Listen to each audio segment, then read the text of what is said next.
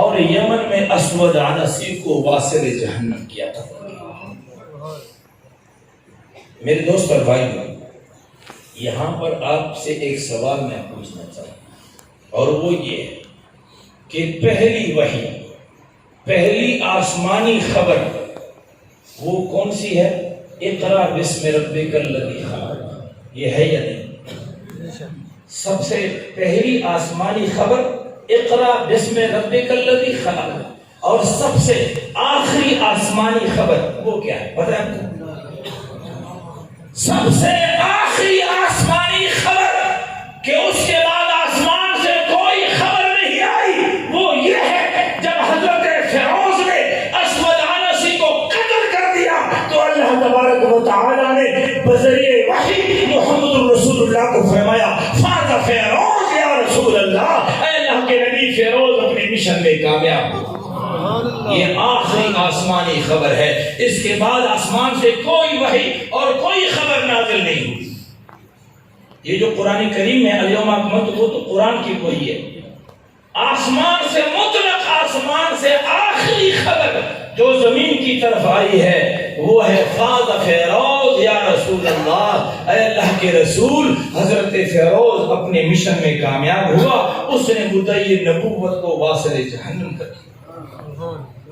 چند دن کے بعد رسول اللہ صلی اللہ علیہ وسلم کا وصال ہو جاتا ہے، آپ دنیا سے تشریف لے گئے۔ ابو مسلم خولانی یمن سے مدینے آ رہے ہیں، اسے یمن کے حالات کا بھی پتہ نہیں کہ اسود عنسی واصل جہنم ہوا، اور اسے یہ بھی خبر نہیں کہ جس ہستی کے پاس میں ملاقات کے لیے جا رہا ہوں وہ بھی دنیا میں نہیں رہے، اس کی بھی خبر نہیں۔ فرماتے ہیں مدینے آئے، مسجد نبوی آئے، وہاں مسجد میں بیٹھ گئے کہ رسول اللہ صلی اللہ علیہ وسلم نماز میں تشریف لائیں گے تو ملاقات کروں۔ مسجد کے امام سے جو آدمی ملتا ہے اجنبی تو کہتے ہیں یار مسجد میں آؤں گا تو نماز میں مولوی صاحب آئیں گے تو ملاقات ہو جائے گی۔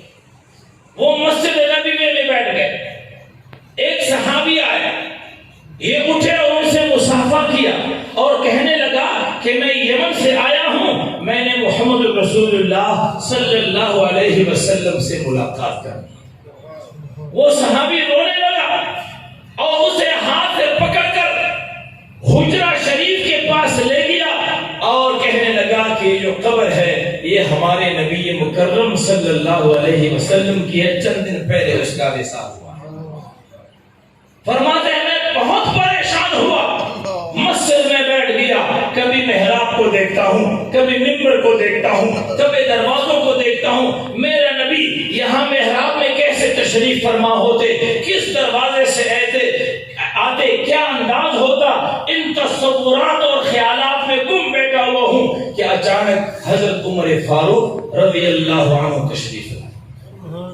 حضرت عمر فاروق رضی اللہ عنہ آئے، اس نے دیکھا کہ ایک مہمان ہے، اجنبی مہمان ہے۔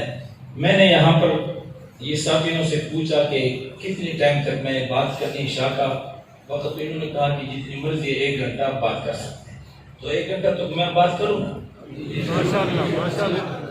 تو حضرت عمر فاروق رضی اللہ تعالی عنہ آئے، انہوں نے دیکھا کہ ایک مہمان ہے، اجنبی ہے، تو حضرت عمر فاروق رضی اللہ عنہ آئے، مصافحہ کیا اور فرمایا بھائی آپ کو پہلی مرتبہ دیکھ رہا ہوں، کہاں سے تشریف لائے؟ ابو مسلم خولانی نے فرمایا حضرت میں یمن سے آیا۔ حضرت عمر فاروق رضی اللہ عنہ نے فرمایا سبحان اللہ، آپ یمن سے آئے ہیں تو ہمارے اس دوست کی کوئی خیر خبر سنا دیجیے جس کو اسود عنسی نے آگ میں پھینک دیا تھا، ہماری اس دوست کی کوئی خیر خبر سنا دیجیے۔ ابو مسلم خولانی نے فرمایا حضرت میں آپ کے اس دوست کو اچھی طرح جانتا ہوں، میں اسے جانتا ہوں، اس کا نام عبداللہ بن ثوب ہے۔ کیا نام ہے؟ عبداللہ بن ثوب، میں جانتا ہوں۔ حضرت عمر فاروق رضی اللہ عنہ نے فرمایا میں تجھے اللہ کا واسطہ دے کر پوچھتا ہوں کہ آپ خود تو وہ نہیں؟ فرمایا حضرت میں خود وہی ہوں، مجھے میرے نبی کی ختم نبوت کی وجہ سے آگ میں پھینک دیا گیا اور اللہ نے ختم نبوت کی برکت سے کو گلے گلزار بنا دیا، فوراً سینے سے لگایا۔ سیدنا ابو بکر صدیق رضی اللہ عنہ کے پاس لے گئے، ان کو قصہ سنایا، انہوں نے سینے سے لگایا، پیشانی پر بوسہ دیا اور فرمایا تمام تعریفیں اس اللہ کے لیے ہیں جس اللہ نے مجھے اس شخصیت سے ملاقات نصیب فرمائی جس کے ساتھ اللہ نے سیدنا ابراہیم علیہ السلام جیسا معاملہ فرمایا۔ یہ ہے میرے دوستو ختم نبوت، ہمارے دین کا اساسی اور بنیادی عقیدہ۔ مسلمان جسم کے ٹکڑے کروا چکے ہیں، مسلمان آگ میں کود چکے ہیں، لیکن عقیدہ ختم نبوت میں مسلمان کبھی کوئی سمجھوتا نہیں کر چکے۔ نبی کی ذات پر سمجھوتا ہو ہی نہیں سکتا، زمین پر ہو سکتا ہے، عزت و آبرو پر ہو سکتا ہے، لیکن محمد پاک کے ناموس پر کوئی سمجھوتا نہیں کر سکتا۔ آپ علیہ السلام نے فرمایا کہ 30 جھوٹے میرے بعد نبوت کا دعویٰ کریں گے۔ مسیلمہ کذاب نے کیا، اسود عنسی نے یمن میں کیا، طلحہ عربی نے قبائل عرب میں کیا، سجاح ایک عورت تھی اس نے نبوت کا دعویٰ کیا، مختار ثقفی نے ایران میں کیا، متنبی ایک شخص گزرا اس نے کیا، مختلف لوگ آئے، لیکن ایک بھی مدعی نبوت ایسا نہیں گزرا جو اپنی طبعی موت پر مر گیا۔ ایک بھی مدعی نبوت ایسا نہیں گزرا جو اپنی طبعی موت پر مرا ہو۔ سارے واصل جہنم ہو چکے ہیں، اور جب بھی کوئی نبوت کا دعویدار اٹھا ہے، امت نے تمام اختلافات پس پش ڈالے ہیں اور نبی کی ذات کے لیے ایک پیج پر کھڑی۔ 22ویں نمبر پر ہندوستان کے ضلع گرداسپور تحصیل بٹالہ قادیان نامی گاؤں میں ایک شخص غلام احمد ولد غلام مرتضیٰ، اس نے سن 1900 میں نبوت کا دعویٰ کیا۔ سن 1900 میں کہا کہ میں نبی ہوں، اور یہ کتاب جس کا نام تذکرہ ہے، یہ کتاب پیش کی کہ یہ میری وحی ہے۔ قرآن کے بعد کوئی وحی آ سکتی ہے؟ آخری آسمانی وحی، آخری آسمانی کتاب وہ اللہ کا کلام ہے، اللہ کی کتاب۔ آخری آسمانی کتاب قرآن کریم ہے، لیکن مرزا غلام قادیانی نے سن 1900 میں نبوت کا دعویٰ کر کے یہ کتاب تذکرہ پیش کی اور کہا یہ میری وحی ہے۔ اور اس نے صرف نبوت ہی کا دعویٰ نہیں کیا، بلکہ یہ بھی دعویٰ کیا کہ میں خود محمد الرسول اللہ ہوں۔ یہ میرے پاس ایک کتاب ہے جس کا نام کلمۃ الفصل ہے، یہ قادیانیوں کی کتاب ہے۔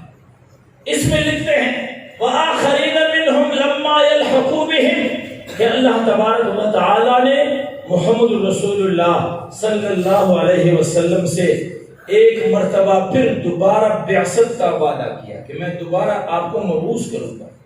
تو کہتے ہیں اب اس میں کوئی شک نہیں رہ جاتا کہ اللہ تعالیٰ نے قادیان میں پھر سے محمد الرسول اللہ کو مرزا غلام قادیانی کی شکل میں مبعوث کیا۔ یہ جو قادیانی کلمہ پڑھتے ہیں لا الہ الا اللہ محمد الرسول اللہ، اور ہم روکتے ہیں، ہم اس لیے روکتے ہیں کہ یہاں محمد صلی اللہ علیہ وسلم سے ان کا مراد محمد الرسول اللہ نہیں ہے بلکہ مرزا غلام قادیانی۔ اس سے بڑی گستاخی کوئی دنیا میں ہو سکتی ہے؟ اس نے نبوت کا دعویٰ کیا کہ میں نبی ہوں، کتاب پیش کی قرآن کے مقابلے میں تذکرہ، صحابہ کے مقابلے میں صحابہ پیش کیے، باقاعدہ اصحاب احمد کے نام سے 10 جلدوں میں تقریباً ایک کتاب ہے۔ وہ لوگ جو مرزا قادیانی پر ایمان لائے ان کے ناموں کے ساتھ رضی اللہ عنہ لکھا ہے۔ مرزا قادیانی کی بیوی نصرت جہاں بیگم کے نام کے ساتھ ام المؤمنین لکھا گیا ہے۔ نبی الگ کیا، امت الگ کی، کتاب الگ کی۔